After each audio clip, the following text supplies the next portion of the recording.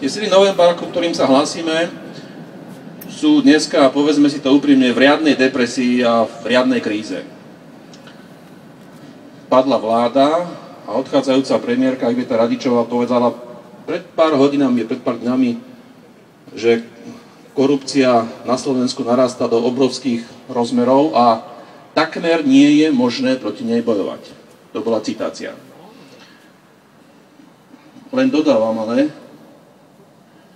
ale to snad nie je dôvod na to, aby sa do vlády vrátili ľudia, ktorí dokázali v rokoch 2006 až 2010, že proti korupcii nie, že takmer nebudú bojovať, určite proti nej nebudú bojovať, veď ukázali, že sú v nej šampiónmi. Vláda padla na riešenie európskej dlhovej krízy, ale to snad nie je dôvod na to, aby sa teraz do vlády vrátili ľudia, ktorí ukázali v tom období 4 rokov, že vedia rapidne zvyšovať zadlženie Slovenskej republiky a ktorí prispievali k zvýšeniu tej európskej dlhovej krízy. To dá rozum. A hovorím to najmä kvôli ľuďom.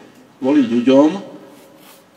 Na Slovensku žije 100 000 ľudí, ktorí pred rokom sa zmobilizovali a vo voľbách spôsobili politickú zmenu. Oni dali mandát tým pravicovým stranám. Oni ich poverili, oni im dali dôveru.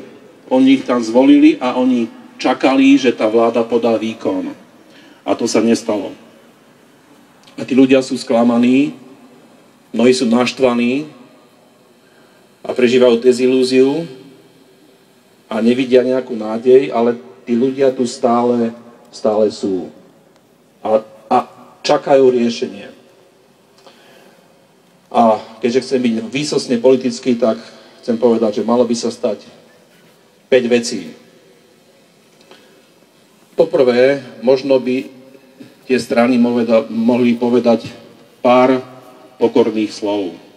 Pár prozieb o normálne prepáčenie. Povedať, áno, nepodarilo sa to a mohli by poprosiť týchto ľudí ešte o jednu šancu, možno poslednú. Druhá vec, ktorá by sa mala stať, mám to tu napísané, tie strany by mohli jedna druhú prestať vylúčovať ako budúcich vládnych spojencov a partnerov. Momentálne robia práve to, že sa navzájom vylúčujú ako budúci vládni partneri. S týmto by mali prestať. Tretia vec, ktorá by sa mala stať, tá súvisí s psychológiou. Herakleitos mal pravdu, keď povedal, nevstúpiš dvakrát do tej istej rieky, tá štvorica, ktorá sa sama kvôli sebe rozpadla, sa nemôže dať sama dohromady. Musí tu vzniknúť nejaký nový subjekt, ktorý to dohromady dá. Radi budeme spolupracovať na volebnom úspechu toho subjektu. Po štvrté, čo sa musí stať?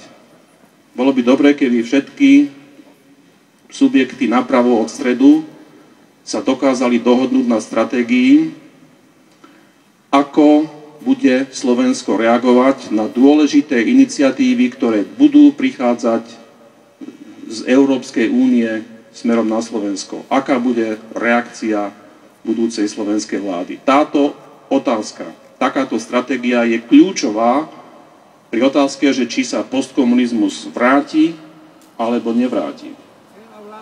A po piaté, ak sa stane to, čo som už spomenul, tak potom sa postkomunizmus po voľbách 2012 do slovenskej vlády nevráti. Ďakujem za pozornosť.